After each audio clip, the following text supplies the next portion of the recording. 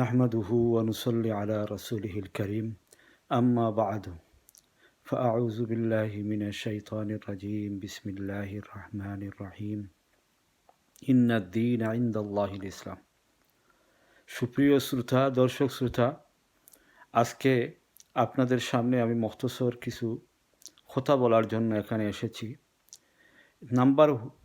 এক নম্বর প্রশ্ন হচ্ছে, এই মাস মুহররম মাস, এটাকে সম্মানিত কেন করা হলো? এই মুহররম মাসকে আল্লাহ সুবহানাহু ওয়া তাআলা মুহররম মাস তথা 4টা আশহুরুল হুরুমের মাস, এই মাসগুলিকে আল্লাহ পাক সম্মানিত করেছেন।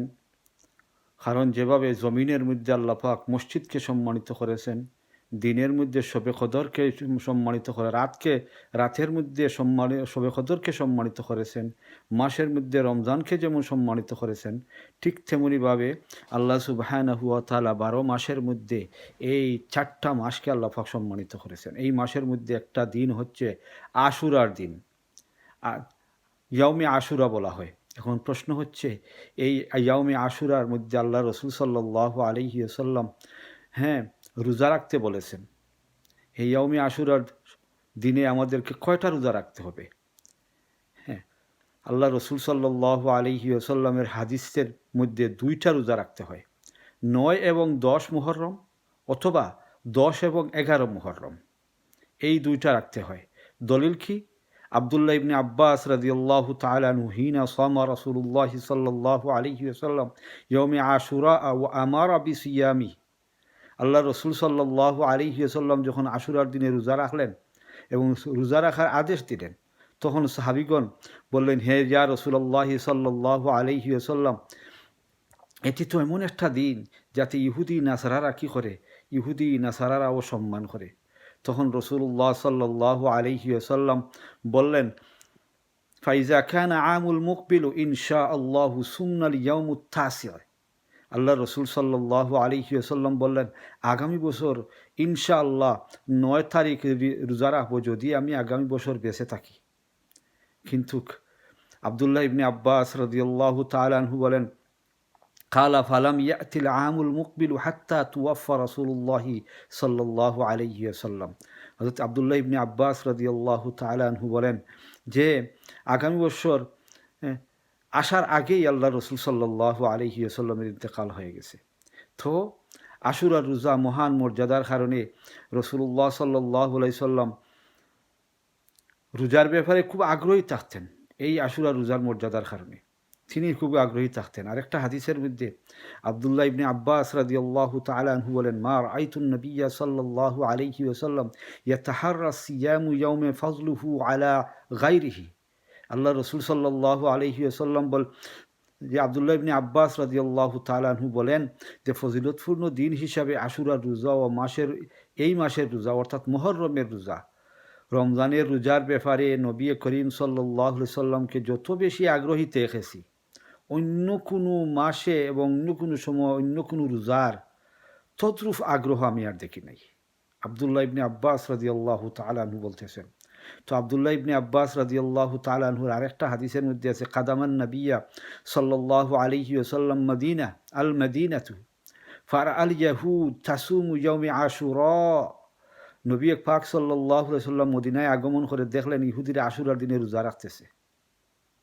তাদেরকে জিজ্ঞাইলেন, ফাকালা হাযা মা হাযা, এই দিনে যে তোমরা রোজা রাখতেছো এগুলো কি?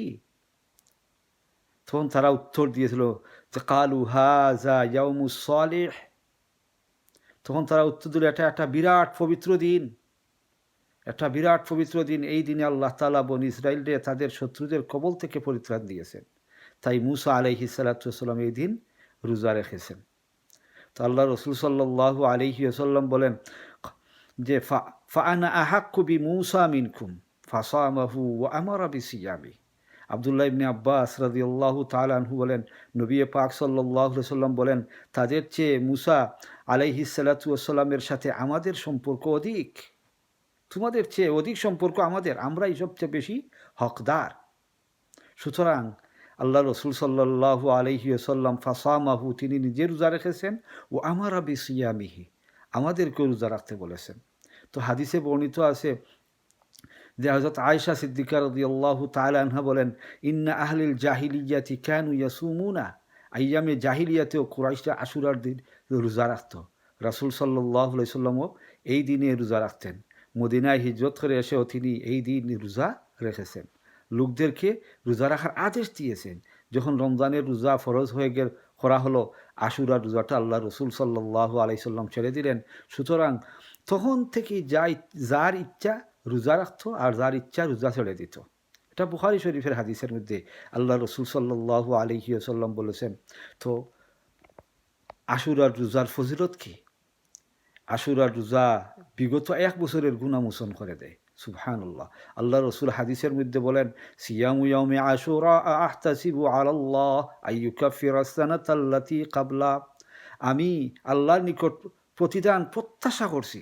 আর আরাফার রোজা বিগত 2 বছরের গুনাহ মার্জনা করে, আর আশুরার রোজা বিগত 1 বছরের গুনাহ মার্জনা করে।